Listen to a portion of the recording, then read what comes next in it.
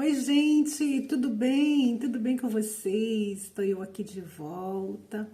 Eu disse que eu queria fazer alguns vídeos falando sobre a minha saga aí no mundo da seita das Testemunhas de Jeová, né? E realmente estou empolgada para fazer esses vídeos, gente.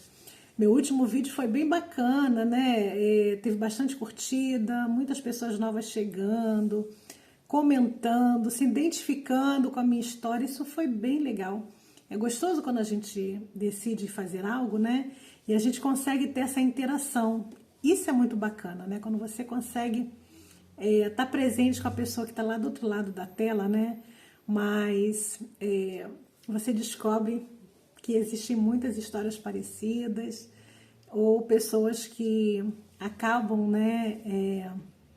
Absorvendo, né, a sua história e achando interessante, querendo saber um pouco mais sobre isso, né? Mas geralmente pessoas que fizeram parte dessa seita, que estudaram, que têm família, são sempre essas pessoas que chegam, né? Que têm interesse no assunto.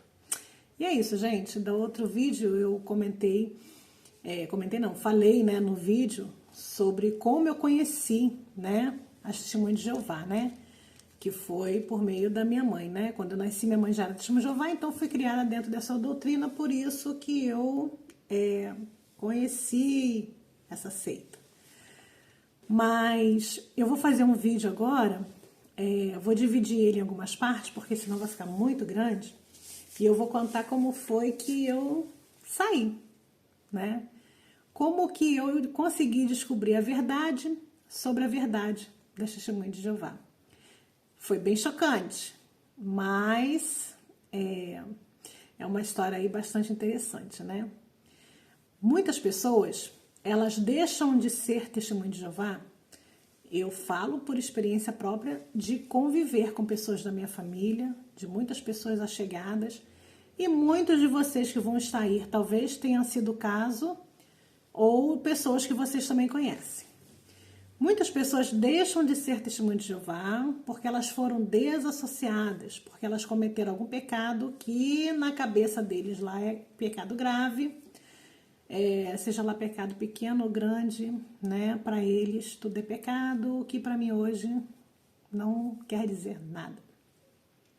Mas enfim, para algumas pessoas elas cometeram algum erro, alguma coisa que na concepção deles lá não poderia ser feita e elas são desassociadas. Então, ela passa um tempo fora.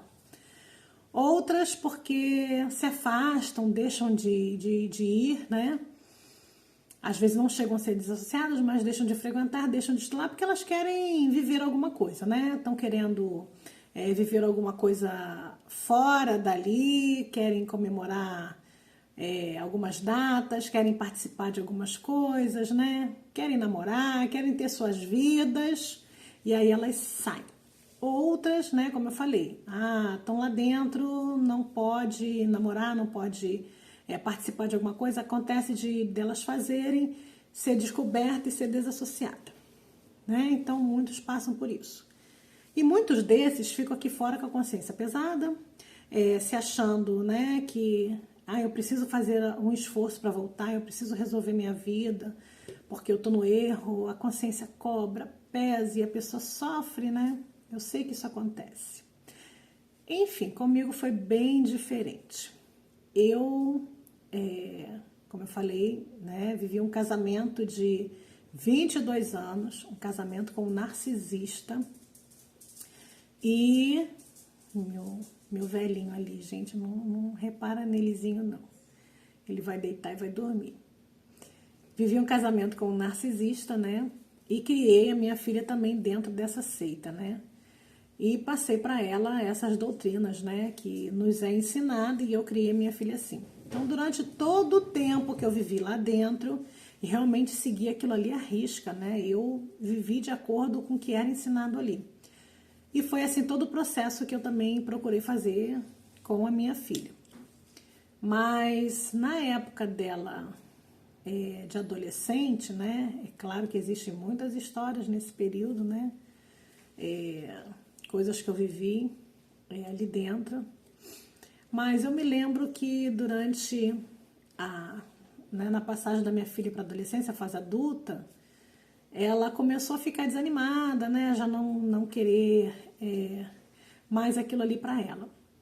E eu sei que por eu viver momentos tão difíceis, já ter passado coisas ruins, meu casamento era difícil, e eu sei que a minha filha foi levando muita coisa ali, tipo assim, pô, não posso magoar minha mãe mais do que ela já passou, eu vou trazer mais um problema para minha mãe, mais do que ela já vive, então eu sei que ela segurou muitas pontas por minha causa. E aí eu sei que na adolescência ela estava já meio que, né, esfriando, tá, mas continuava indo, tá, mas aquela coisa meio que não significava mais muita coisa para ela. Mas eu só fui descobrir que ela só estava desanimada, né? Ela queria fazer outras coisas, queria viver outras coisas também, como qualquer pessoa normal. E algumas coisas que ela não concordava, mas até então, ela, tipo assim, ela também não... A verdade sobre ser uma seita, eu é que fui descobrir e passar isso para ela alguns anos depois. Mas enfim, né? Passamos por esse período, mas ela continuou. Chegou a fase dela fazer faculdade, né? E eu sempre dei apoio para ela estudar, ser independente, ter a vida dela, ter uma profissão. Mas a gente é muito cobrado lá dentro, né? Então a minha mãe já estava pegando no meu pé, os anciãos lá dentro já estavam querendo pegar no pé dela, no meu. Mas como o meu marido não era cristão, na época ele era policial, né? E as pessoas tinham um pouco de receio dele, né? Então, meio que, tipo assim, ninguém perturbava muito, porque eu sempre deixei claro, não, o pai dela não vai aceitar que ela não faça faculdade. Eu dava todo apoio para minha filha, mas eu usava isso já justamente para, tipo assim, não queria ninguém me perturbando, me incomodando, né? E eu sempre falava, olha, então vocês vão resolver com o pai dela, vão lá em casa e conversa com ele sobre isso, porque isso não é um assunto para mim, não. É com o pai dela que vocês têm que resolver. Então, eles começaram a se calar. Começaram a não perturbar muito, a não se intrometer, porque eles não iam bater de frente, né, com o pai dela. E aí foi mais fácil esse período nesse sentido. Então, a minha filha ingressou na faculdade, e eu ainda estava ali, né, firme, fazendo minhas coisas, vivendo minha vida. E algum tempo depois, foi quando eu me separei. Foi quando eu descobri, né, que meu ex-marido, ele tinha uma outra casa montada, filho, tinha uma família, né? E eu decidi dar um ponto final nesse casamento. E embora ele quisesse manter essas duas famílias, ele estava fazendo de tudo para manter as duas famílias, e eu resolvi findar esse casamento. E aí a minha filha já tinha descoberto um tempo antes, isso tinha afetado muito ela psicologicamente, ela estava muito mal, estava em briga com o pai direto, eu não sabia porquê, né? E ela botando o pai na parede porque ele precisava me contar, precisava resolver esse assunto comigo, e ela não se achava no direito de me contar ainda, queria que ele resolvesse, e ele empurrando isso com a barriga, né? Mas descobri da pior forma possível, né? Então, foi bem difícil para mim, para ela, foi um período muito difícil. Mas nessa época ela estava bem, tipo assim, desanimada mesmo, né? Ela já tinha, praticamente ela já tinha mostrado que ela não queria mais. E aí eu continuei assistindo as reuniões, continuei fazendo a minha parte, né? Achei que aquilo era mais uma aprovação que a gente estava passando, mas que ia superar, que ia ficar tudo bem. Bom, a gente separou, né? E logo depois eu decidi ser pioneira, né? Falei, agora eu tô mais livre, né? Porque eu tinha uma vida bastante agitada nesse casamento, onde meu marido tinha alguns negócios, ele trabalhava numa outra cidade, eu ficava aqui e ajudava ele a cuidar desses negócios, né? Então, era eu que ia para banco quase todo dia, eu resolvia muita coisa, ficava à frente de algumas coisas nessa época, enquanto ele estava trabalhando, e minha vida era muita correria, né? Na época, eu sou cabeleireira, né? Na época eu tinha um salão, e eu trabalhava com hora marcada porque eu não dava conta, né, de abrir um salão e fechar, tipo assim, eu tinha meus horários marcados. Primeiro, porque por conta da seita, né, porque eu tinha que ter horário para estudar, para me preparar, para ir para reunião, para ir para campo. E segundo, porque eu tinha que dar conta de cuidar da minha casa, da minha vida, do meu marido. Então eu trabalhava com hora marcada. Esse salão ficava na minha casa mesmo. E eu abri um local ali para mim trabalhar. E fazia esse arranjo assim para me poder conseguir conciliar tudo, né? Mas o que era bem difícil, era muito cansativo, era muito estressante. Meu marido, né, me cobrava bastante coisa. Um casamento com um narcisista, gente, é muito difícil, né? Porque eles tentam te ocupar de todas as formas. Eles tentam te empurrar tudo na vida para você ficar bastante ocupada, estressada e ficar sempre na codependência deles. Tinha muitos cachorros, cheguei a ter 8 cachorros na época. Tinha várias gaiolas de passarinho para mim cuidar. Passarinho de fruta, né? Que eu tinha que lavar todos os dias pela manhã a gaiola, trocar todas aquelas frutas, fazer toda aquela higienização, né? Repor o alimento deles, isso era todo dia. Lavar quintal todos os dias, né? Porque eram 8 cachorros. Cuidar de todos os bichinhos. Eu sou muito amorosa, né? E sempre gostei muito dos meus bichos, então eu cuidava deles com muito carinho. Tinha umazinha que era deficiente, precisava de cuidados especiais. Usava fraldinha e tudo. E então era assim, era muito cansativo, era uma rotina muito puxada, muito pesada. Mas eu tava ali, né? E ainda tinha a seita para dar conta. Gente, era bastante cansativo isso, uma rotina bastante puxada. E eles te cobram, né? Quer que você esteja no campo várias vezes na semana, reunião preparada, quando você tem alguma parte para fazer lá, gente, tudo isso cansa. E quando eu paro para pensar que eu vivi isso, eu me pergunto, gente, o que você tinha na cabeça, né? Mas enfim, eu vivi isso. E bola para frente. Mas eu sei que foi uma rotina puxada, cansativa, durante toda a época, né, em que eu estive casada e dentro dessa seita. Gente, um casamento com um narcisista e você dentro de uma seita de controle mental não era uma vida fácil, não era uma vida tranquila. Era muito estresse, era muito cansativo. Eu tinha uma aparência envelhecida, eu era bem mais jovem, uma aparência cansada, envelhecida, um rosto de uma pessoa triste, sabe? A minha vida não era nada boa. E aí eu me lembro que quando eu me separei, eu decidi ser pioneira, né? Agora eu vou me dedicar mais, eu vou vir mais para Jeová, vou fazer mais, né? Agora chegou o momento e vou fazer minhas coisas. E assim foi. Gente, eu acho que foi a melhor coisa, foi eu ter tomado essa decisão de ser pioneira, porque foi quando se abriu as portas para mim. Um mundo de oportunidades se abriram, né? Então, quando você é pioneiro, você passa a ser uma certa elitezinha ali dentro, né? Eu não fazia ideia disso, não sabia.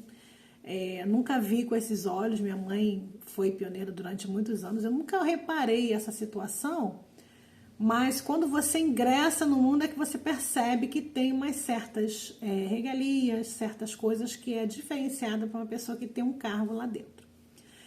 E aí eu comecei a observar isso e já não gostei, porque eu não gosto desse tipo de coisa. Já começa por aí. E se abriram portas também no sentido de você estar mais próximo a determinadas pessoas, né?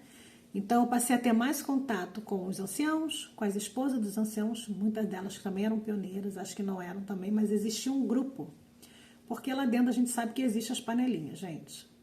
Né? Existem grupinhos que se reúnem, que estão sempre juntos, que ficam próximos, por cargo, pelo que você tem financeiramente. Existe essa separação. Não adianta dizer que não, porque a gente sabe que tem. E aí eu fiquei mais próximo desse grupo, né? E aí, convivendo mais com essas pessoas, nessa congregação que eu estava nessa época, né, que ainda é no bairro onde eu moro,